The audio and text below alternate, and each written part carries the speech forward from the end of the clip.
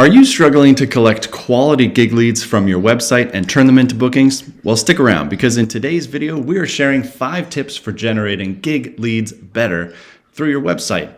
Now, if you're new here and just checking out Back on Stage is a web platform built for blue-collar musicians, bands, and DJs who want an alternative to all the messy spreadsheets, email chains, and text threads that we're all so used to living on. It's a live music booking software that helps you generate revenue and gig more by combining loads of cool things like lead generation, which we're talking about today, client follow-up, invoices and contracts, income tracking, musician scheduling and payouts, set lists, and so much more into one really easy to use app. All you have to do is head over to backonstageapp.com to check it out and start your 30-day free trial. Now, on to today's video. So the first tip I want to share with you today is to actually have a lead form on your website. Now, this might sound like a no-brainer, but I can't tell you how many band websites I've been to where the contact page is simply someone's name and an email address. Now, 2 really big things that are problematic with that. First of all, spam bots love naked email addresses. If you're just posting your email address up there, it's going to get hit by a ton of spammers. And it's going to become really hard for you to sort out which of these inquiries are spam versus which ones are real. And it's going to make it harder for you to find the needle in the haystack, so to speak. And you're going to start missing out on gigs through that, which is not great. The second thing is if you've just got your email address there, you're creating a whole lot of work for your client. They've got to copy your email address. They've got to go over to their email platform. They've got to paste it in there. They've got to compose a brand new email message. Put yourself in your customer's shoes. Imagine you were looking at a band for your own wedding. Maybe you were interested in, 4 or 5 different bands.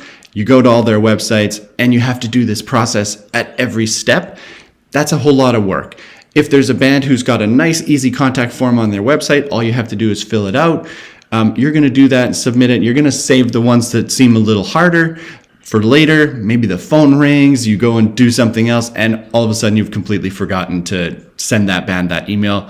If you're that band, you've just lost the gig. So that's not great. When you're creating a whole lot of extra friction in your sales process like that, that's more and more opportunity for your customers to fall off and for you to lose gigs. So have that contact form on your website. If you're using Wix or Shopify or some other website builder, a lot of them have a contact form you can put in there. So definitely take advantage of that. The second tip I want to share with you today is to not ask for too much information on your contact form. Okay, I'm going to cut over here. I want to show you a contact form. This is from a band. I'm not going to share who this is, but take a look at this form here. We've got a lot of information they're requesting here. So first of all, at the top here, we're asking for first name, email, phone, event date, event name, and location. That's all great. I think most people reaching out to a band are going to have that information. But then we start getting into stuff that's maybe a little bit superfluous. So we've got number of guests expected. We've got the band size they want. Most people are really kind of confused about band size anyway, so that is something I find that is just a little better later in the sales process. Add-ons, okay, I mean, they have done a pretty good job of describing all their other services in their services section here. But again, that's asking me to think a lot, okay? Timing of performances, my wedding's a year away. I'm actually planning my own wedding right now. My wedding's a year away. I don't have things like all the timing of performances figures out. Obviously, if I don't have that figured out, I don't know what my break music is going to be. I don't know how much break music I'm going to need. How did you hear about us? I understand where that question comes from, but let's do that later in the sales process. That's not essential for your client right now. We really need to just be thinking about them. And then this question here, do you have a rough budget in mind for your band? I would say that's definitely a no-no on the initial contact form for a few reasons. First of all, again, put yourself in your customer's shoes. Would you feel comfortable sharing your budget with somebody you don't know if you're going to book or not yet? It's kind of like on the first date, you asking your first date person what salary they make in a year. It's like, we just don't like talking about money when you're just shaking someone's hand for the first time. It's just a little uncomfortable. We need to build a little more trust first.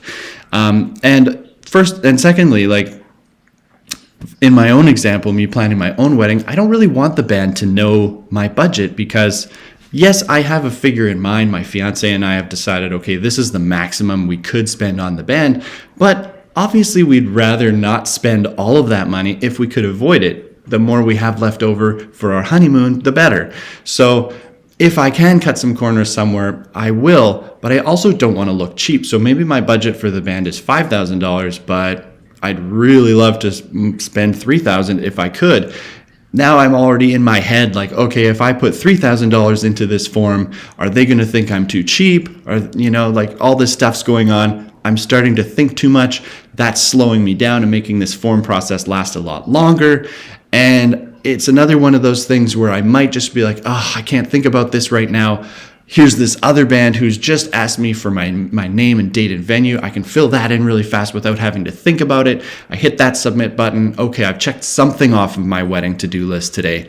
I'm going to leave this band for tomorrow because they've just got a lot of more questions they're asking me.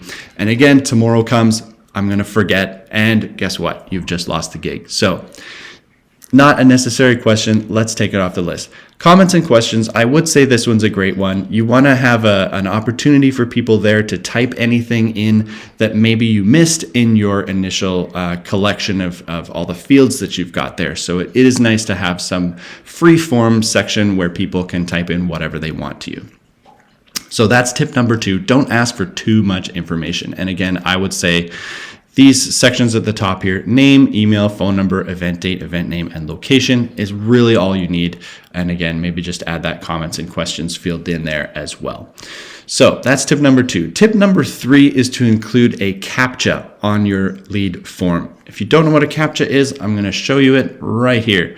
So here's another band's contact form. They've got this CAPTCHA right here at the bottom. You've seen a million of these on the internet. It's just a little tick box you check to prove that you are not a robot, and that lets you submit the lead form.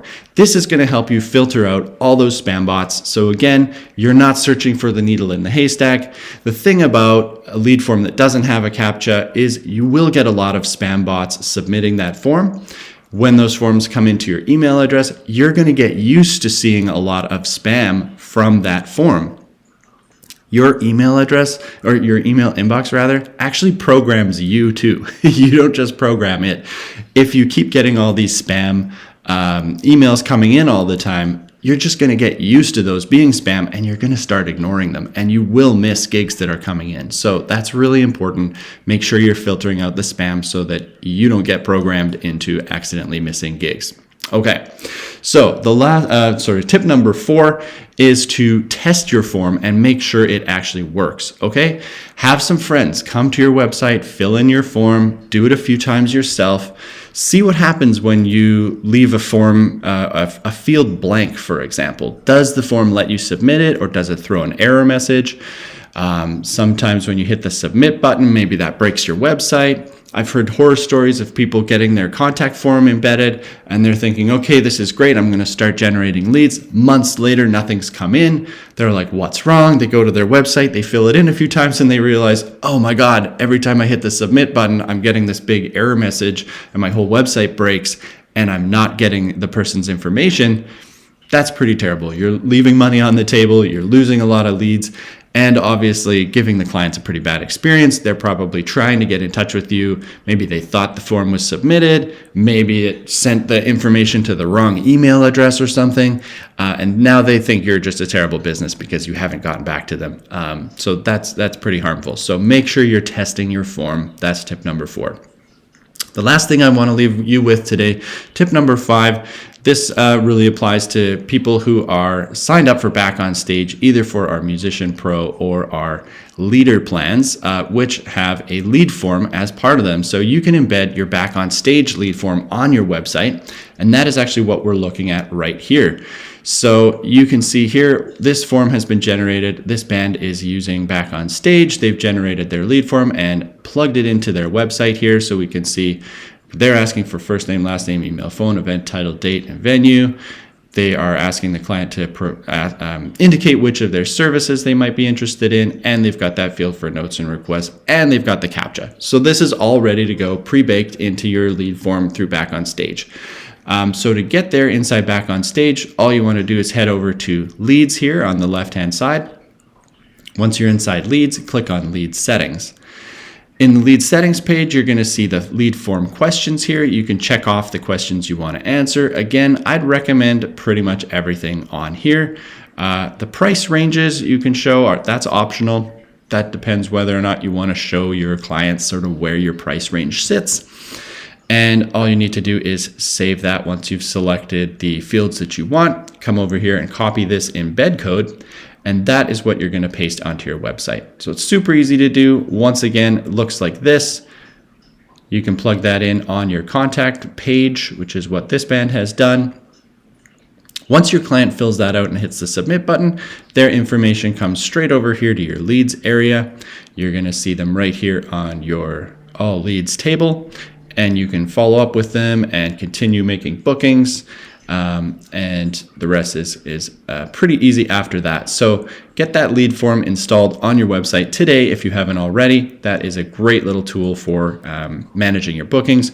The lead form can also trigger an automated follow-up email sequence, which helps you keep on top of following up with those leads and getting that conversation going. That's a super handy feature. We'll look at that in another video. And of course, you get notified every time one of those lead forms gets submitted as well, so you can get on top of contacting that person right away. So lots of cool handy features built into that. So that's the lead form. That's kind of all we wanted to go over in today's video. So once again, we have just learned about 5 great tips for generating gig leads better through your website. Hopefully you enjoyed today's video. And once again, if you are new to Back on Stage, please go ahead and check us out. We're at backonstageapp.com. Head over there to start your 30-day free trial.